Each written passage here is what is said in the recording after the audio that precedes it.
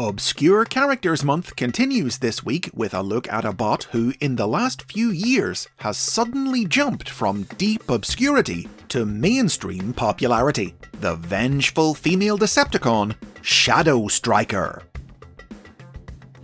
The original Shadow Striker was released in the Transformers Universe toy line in 2003, available exclusively through the official Transformers convention in a set with her twin sister, Roulette. She was originally going to be named Silhouette so that their names would rhyme, but the trademark wasn't available.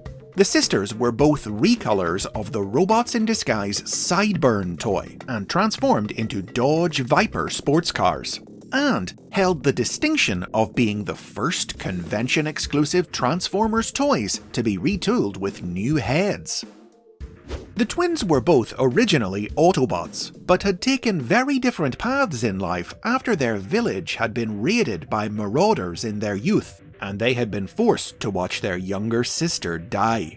Roulette, a talented sharpshooter, was determined to bring the villains to justice and had gone into law enforcement, becoming part of the Autobot army when the Great War broke out.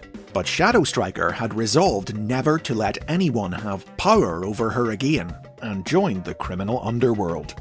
Resourceful, bold, and defiant, she specialized in reconnaissance thanks to her ability to project a sound-dampening stealth field. Though on opposite sides of the law, the sisters were still close and protective of one another, and they appeared together in the Universe comic book available through the convention, in which they were both abducted by the monster planet Unicron to join his growing army. Optimus Primal was able to rescue Roulette, but Shadow Striker, with one foot already in the dark side, was corrupted by Unicron's evil power and turned against her sister, becoming a Decepticon. The cancellation of the Universe comic meant we never found out how Shadow Striker's story ended, and this version of the character hasn't really appeared since, popping up only in the Transformers Legends mobile game in 2014, under the alternate name Shadow Stalker. Roulette, however, whose colours were based on the Digimon character Sukuyamon, would go on to feature in several more comic books, most notably from IDW Publishing. In IDW's 2016 Optimus Prime series, she appeared as a transformer from the Cybertronian colony of Velocitron, one of several wide-eyed young colonists who came to Earth to serve under the famous Autobot leader as he attempted to establish peaceful relations with humankind, only to find that the legend of Optimus Prime and the fallible real-life Optimus were two very different things. When IDW rebooted their comics in 2019, Roulette also appeared in the new series as a member of the Senate Guard in the days before the war, who was killed by Blitzwing during the Decepticons' uprising. The second bot to bear the name Shadow Striker was part of the live-action movie universe, introduced in the Revenge of the Fallen toy line in 2010.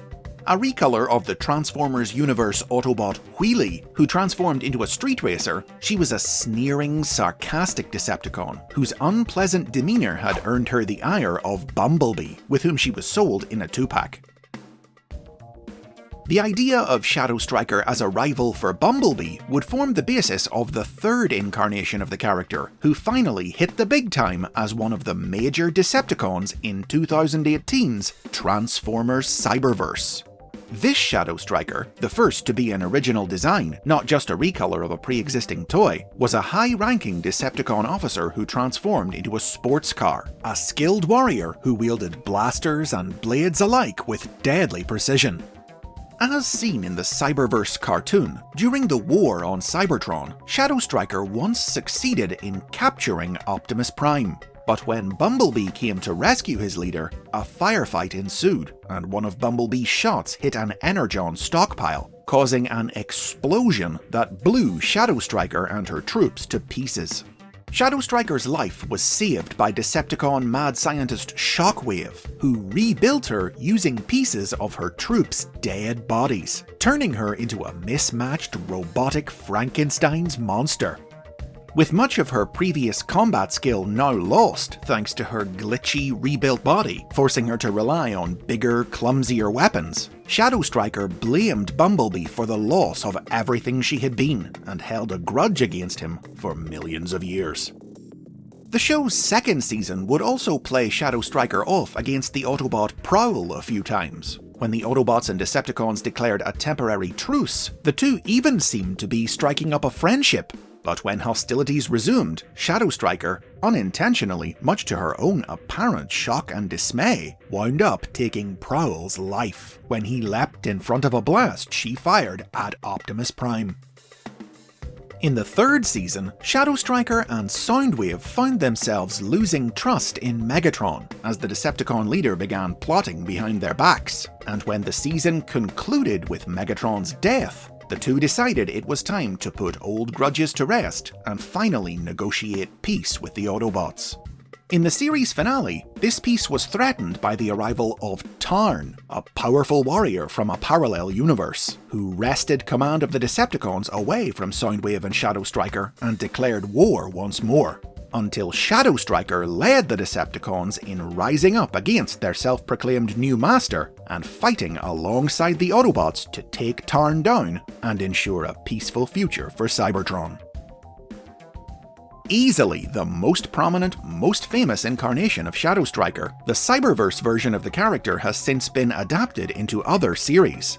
These have included IDW's aforementioned 2019 comic book, in which she appears semi-regularly as a member of The Rise, the terrorist organization that eventually becomes the Decepticons, serving as part of a unit headed by Slipstream. IDW's Transformers My Little Pony crossover miniseries, and the mobile game Heavy Metal.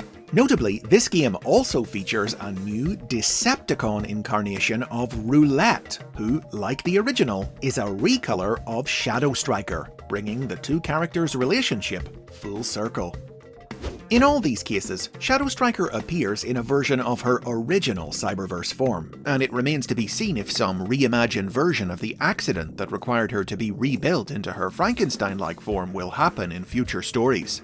Whatever may come, Shadow Striker's sudden, unexpected leap from a little-known convention exclusive to a major cartoon villain shows how it doesn't always take years of quiet development or a gradual rising in prominence for an obscure Transformer to make it big. And those are the basics on Shadow Striker. Did you know about her before Cyberverse? Sound off in the comments. As always, if you've enjoyed, remember to like, subscribe, or if you can, support the show on Patreon so you don't miss next week's final installment of this year's Obscure Characters Month.